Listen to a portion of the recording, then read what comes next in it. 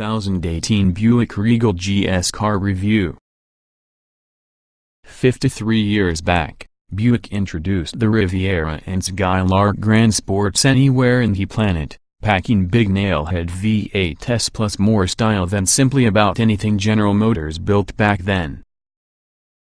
By 1970, the zenith in the muscle car era, the 455 Cubicink GSX, wearing a wild stripe package plus a distinctly un-Buick-like rear spoiler, was running quarter mils deep within the 13s.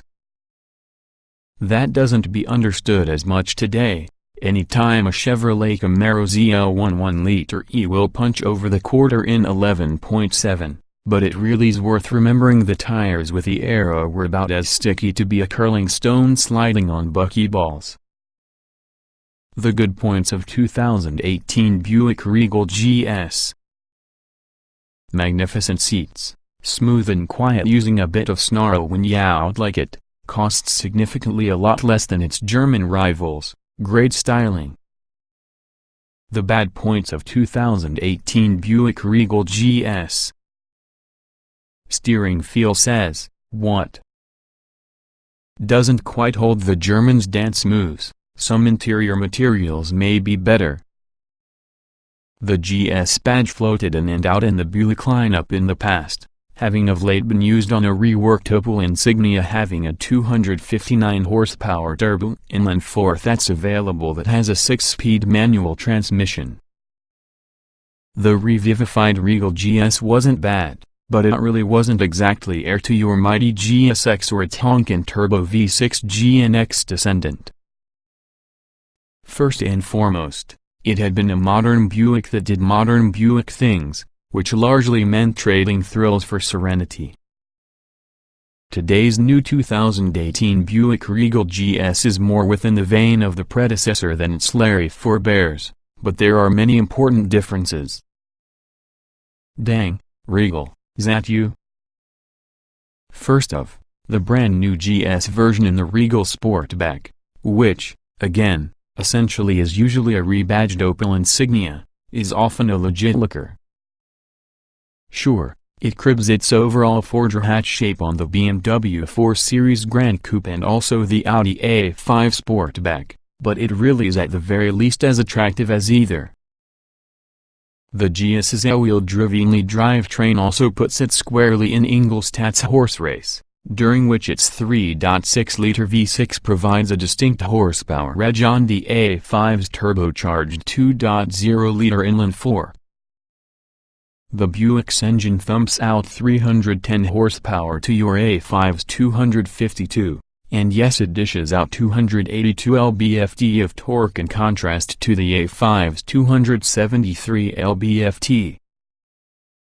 On the winding byways of northern Georgia where we drove the GS, it built speed deceptively, cranking along at elevated velocities once we noted the absence of invasive kudzu over the roadside. They've been spraying the stuff, apparently, stacking the dead vines a number of stories loaded with some places. Our copy of REM's A Murmur suddenly seems beyond time.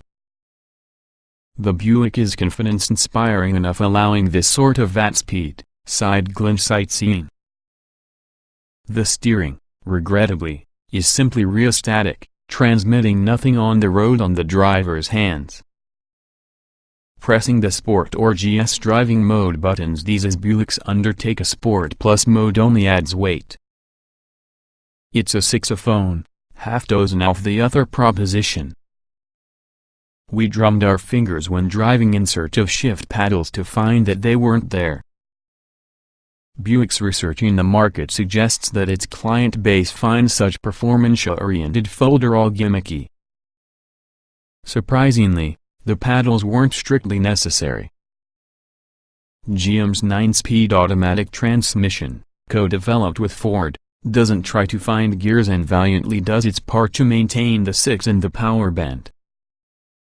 The outgoing Regal's manual, regrettably, has followed the saber-toothed cat as well as its cousin, the Buick Wildcat convertible, to the mists of memory.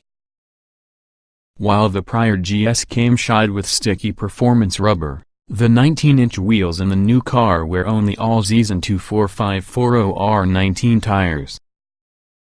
They tended to sound peals of squeal under hard cornering, with mild understeer being a defining characteristic.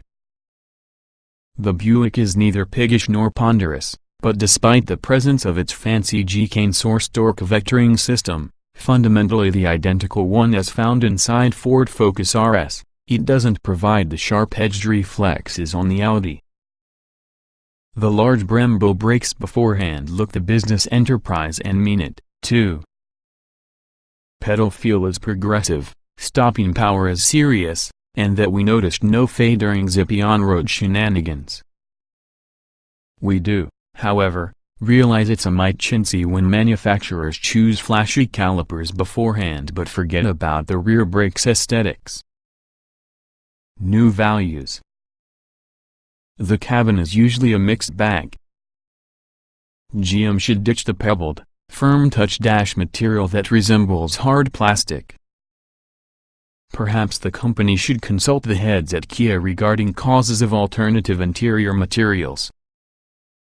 The overall design is pleasant, along with the seats can be a standout pleasure.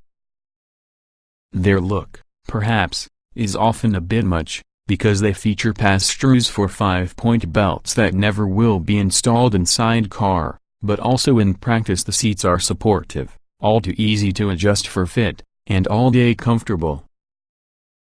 BMW could take several lessons from GM on these chairs. The Regal Sportback's cargo area is commodious, offering 32 cubic feet of storage with all the rear seats up and 61 together folded. Buick's contender within the Luxish Liftback sweepstakes comes in at $39,995, or $3,580, a lot less than the A5 Sportback and $15,380, a lot less than the V6-powered S5 performance model. It's also $6,300 more cost-effective than an all-wheel drive BMW 430i xDrive Grand Coupe.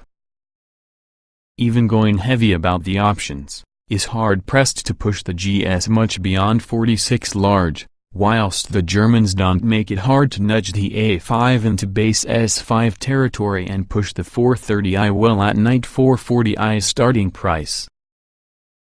Those who desire real sport within their sportbacks won't doubt still spend the coin using one of those Bavarian jobs. Viewed, however, being a value proposition, the 2018 Regal GS delivers a compelling package of features, practicality, and elegance.